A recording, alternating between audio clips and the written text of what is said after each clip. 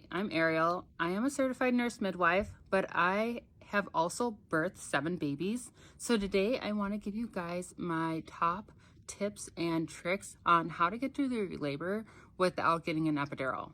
I give you a little background on how my labors went. With my first baby, I actually wasn't a nurse. I was 19 years old. I did want to try to go through labor without epidural. I did no birth prep.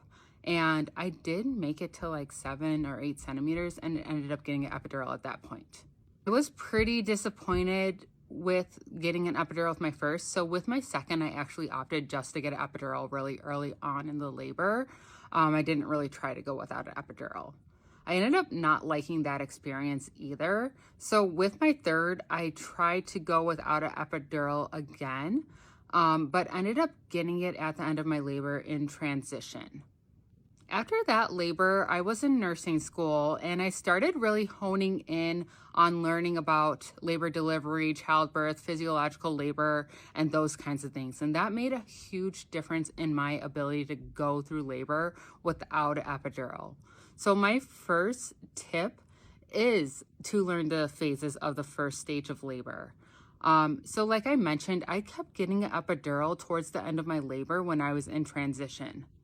So for most people, transition is the most intense part of their labor, but it is also the fastest phase of labor. It is the end of the first stage of labor. So you are usually 7 to 8 centimeters dilated, and your body is really just working hard to get you to 10 centimeters dilation and get you to the pushing stage, which is the second stage of labor. When your body is doing that, you are pumping a ton of hormones, a ton of adrenaline, and it's easy to feel panicky, anxious, nervous, kind of lose touch with reality. And that was all the things that was happening to me and kind of led me to get an epidural because I was just kind of panicking, didn't know what was going on, felt like I couldn't do it, and just felt like I needed something to get me through that part. So I was getting epidurals. Once I kind of learned that was what was going on with my body, I was able to kind of get a better mindset to help myself get through that phase of the first stage without getting an epidural. And one way I did this was by using affirmations. So that is my second tip. I came up with some phrases that I would say to myself. So I would basically just tell myself like, you can do this. You know what's going on. You know it's going to be short-lived. You will be happy if you go without an epidural. And that really helped get me through transition. Once you get to the pushing phase, for most people, again, your contractions really space out quite a bit for a while. Some people even get a little bit of a break in their contractions, but they are not as intense usually as they are in transition. So again, my first tip is to learn the phases and stages of labor. My second tip is to come up with affirmations or some type of mantra that you know can help get you through rough times in labor.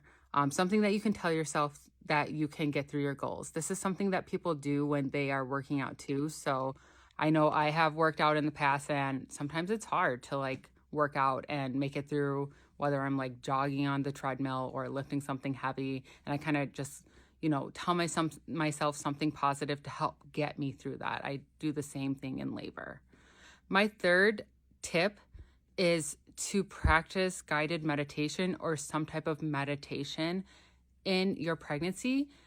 This really helped change my labors from me having a labor that I was just getting through to me having a labor that I was getting through and felt much better at the end. So what I kind of mean by that is, yes, when I started learning about the phases of labor and started giving myself affirmations to get through transition, I was making it through the labor, but labor was still really hard to get through. I kind of felt like not good after I had my baby. And a lot of it was just because I was still getting panicky. I was still getting stressed out. I was still hyperventilating and just getting physically stressed out during the labor.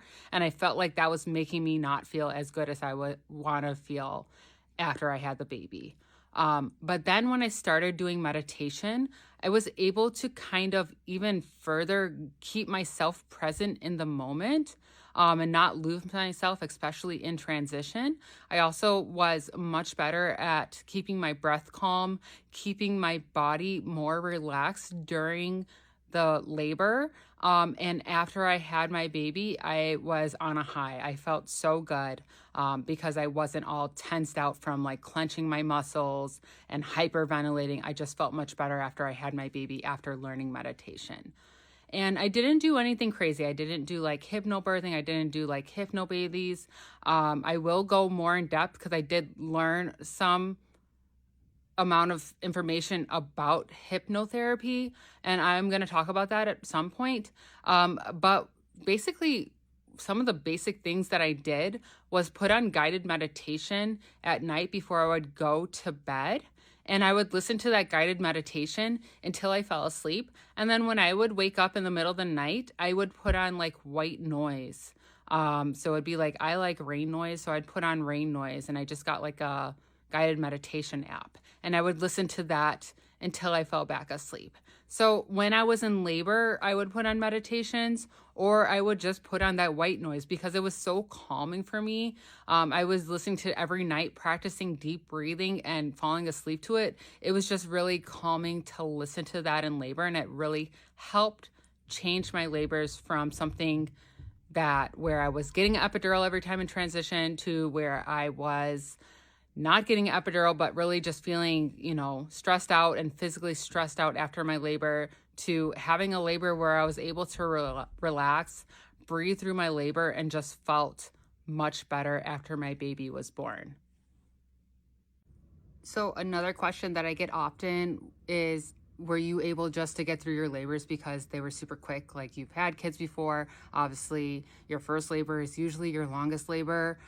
So was it just a time thing? And I would say maybe, but not necessarily. So my first labor actually wasn't super long. It was like 18 hours. And I know, like I said, like I know people have labors that are way longer than that, and they make it through without epidurals. But my second labor was about 12 hours. My third labor was about 4 hours. And then after that, most of my labors were like 8 to 10 hours. So something that happens to people that we see often is that after you've had several kids, and like I said, I've had 7, your uterus gets a little bit more tired, and it's not as efficient at contracting and delivering your baby. And sometimes that leads to longer labors for people who are having like their 7th, 8th kid. People think like those babies are just going to walk out, but they don't necessarily do that because your uterus is more tired. So sometimes those labors are long and more tedious for people than those second, third labors are. Okay, so I hope this information helps some of you. And if you have more questions, feel free to leave them down in the comments, and I will go through them and answer them as much as I can.